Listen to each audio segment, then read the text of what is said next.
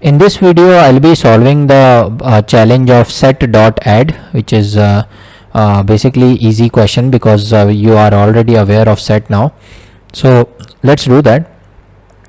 If you want to add a single element in an existing set, we can use dot add operation. We have seen that it adds the element to the set and returns nothing. An example here is given. If you define a set, and inside that you will fill this string hacker rank, and it's saved to a variable s, so it will make a set of these guys, and then you again add h, it will not change anything. Okay, it will have hacker rank only. It will be randomly arranged because it's a set, right? Now if you will add hacker rank, this string again, so this is what you will get. So original it was the list of these guys h a c k e r r a n k, but you have added a string like this, so you have a element here inside the string, inside the set. But here when you add h is already available, so no change was happened, right? So this property we have to use. What's the task? Task is to apply the knowledge of dot add operation to help your friend Rupal. Now Rupal has huge collection of country stamps. She decided to count the total number of distinct country stamps in her collection. So she is counting distinct. Distinct is important. She asked for your help, my help. You pick the stamps one by one from the stack of n country stamps and find the total number of distinct country stamps. Simple, right? So what you can think of, think on your own how you can use the knowledge of this. So what I can think of, I'll tell you this property thing. So when you add existing thing in a set, it will produce no change, right? We have seen here. If you are adding h, which is already present in the set, it is showing no change. So that is the property I can use. So if the country stamp I'll add and it is already present, it won't be counted, right? So that is the property I'll use. So input will be given in this form. You will get the value of n in the first line. Second line, from second line onwards, you will have the country stamps, and the constraint is 0 to 1000. N has to be between 0 to 1000. And the output we have to give is a number which will tell this total distinct country stamps in a single line. For example, you can see the value of n is 7. So 7 country stamps you have, and you can see UK, China, USA, France, New Zealand, UK, France. So France is 2 times and UK is also 2 times, you can see. So total distinct, how many distinct country stamps are there? Total 5, right? This is 5. So answer is 5. So repetition we don't have to count, that's all. So explanation is given, UK and France repeated twice, hence the total number of distinct country stamps is 5. And we are given with this nothing, so I'll change it to Python 3, change it to dark, remove this guy, I don't like it, full screen. So it's simple 2-3 line of code, I think.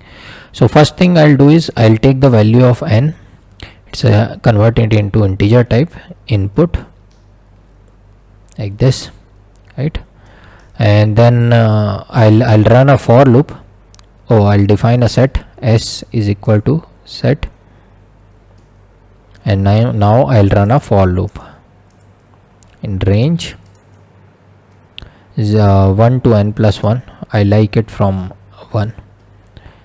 And inside that, what I'll do is I'll take the input, I'll store it in temp. So input, so from next line onwards you are getting the country stamps, right? So it is storing in temp, and I'll do s dot add what? Temp. So it will keep on adding the country stamps. Remember how add works. If the element is already available in set, it won't do any change. If it is not available, it will add it to the set. Okay, so now if I'll print outside s, print s, not sum, S. Run it. So you can see UK, France, USA, China, New Zealand. 1, 2, 3, 4, 5. 5 we have.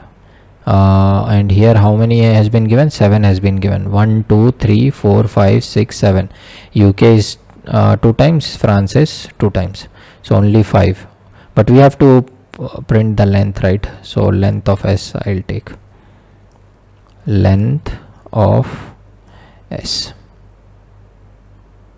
Now run it. So sample test case is pass 5. I'll write the constraint as well. Let me write it here. So if capital N is less than equal to 0 or capital N is greater than equal to 1000, what we do is we'll print. I'll print in capital. So it's value of N is out of range.